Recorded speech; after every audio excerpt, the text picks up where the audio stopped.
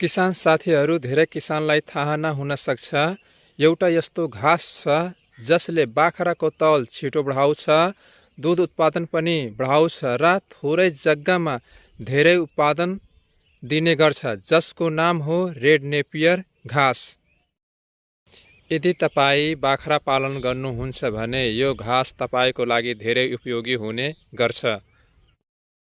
आजको भिडियोमा red Napier घाँसका सबै फाइदाहरू बताउने छु। रेड नेपियर घाँस उन्नत जातको हरियो घाँस हो। यो घाँस धेरै छिटो बढ्ने भएकोले किसानहरूले पशु आहारका लागि धेरै प्रयोग गर्छन्। बाख्रा, गाई, भैँसी सबै यो घाँस खुवाउन सकिन्छ।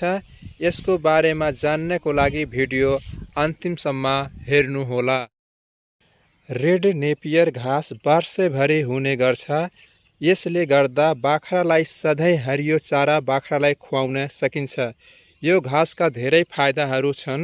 यो घाँसले बाख्राको तौल छिटो बढाउँछ। यो घाँसमा राम्रो पोषण हुन्छ, जसले बाख्राको वृद्धि छिटो हुन्छ। यो घाँस बाख्रा एकदमै मन पराएर खान्छ। यो घाँसले दुध उत्पादनमा पनि बढाउँछ। दुध दिने बाख्रालाई खुवाउँदा दुध उत्पादन बढ्छ। यो घाँसमा अरू घाँसको तुलनामा प्रोटिनको मात्रा पनि बढी हुन्छ, जसले गर्दा दुध उत्पादन बढाउन मद्दत गर्दछ। यो घाँस एक पटक रोपेपछि 4 वा 5 वर्षसम्म काट्न सकिन्छ। रोपेपछि 45 वा 60 दिनमा काट्नको लागि तयार हुन्छ। उत्पादन बढी मात्रामा लिनको लागि समय समयमा गोडमेल गर्नुपर्छ र बाख्राको बटकौला खेतमा मलको रूपमा प्रयोग गर्दा उत्पादन बढी हुन्छ। यो घाँस दाना भन्दा सस्तो पर्न जान्छ। यो घाँस लगाउँदा धेरै लगानीको पनि आवश्यकता पर्दैन। यो घाँस बाख्राले सजिलै खान्छ। यो घाँस एकदमै नरम र स्वादिलो हुने गर्छ। यो घाँसलाई तपाईँ बाख्रालाई टुक्रा टुक्रा पारेर पनि दिन सक्नुहुन्छ र त्यसलाई त्यस्तै पनि दिन सक्नुहुन्छ।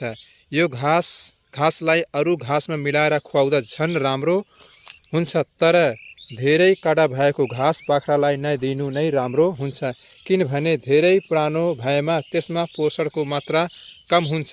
कडा घाँस पनि बाख्राले खान मन पराउँदैन। यदि तपाईँ बाख्रा पालनबाट राम्रो आम्दानी र सफलता प्राप्त गर्न चाहनुहुन्छ भने यो घाँस आफ्नो खेतमा रेड नेपियर घाँस अवश्य लगाउनु हो, किनभने बाख्रा पालन घाँसमा आधारित व्यवसाय हो। घाँस पर्याप्त मात्रामा भएन भने दानाको लागत बढी हुन्छ, जसले गर्दा बाख्राबाट राम्रो आम्दानी लिन सकिँदैन।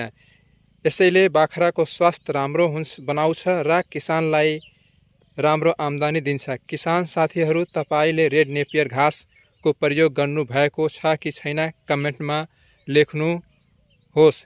यस्तै उपयोगी जानकारीको लागि च्यानललाई सब्स्क्राइब पनि गर्नुहोला।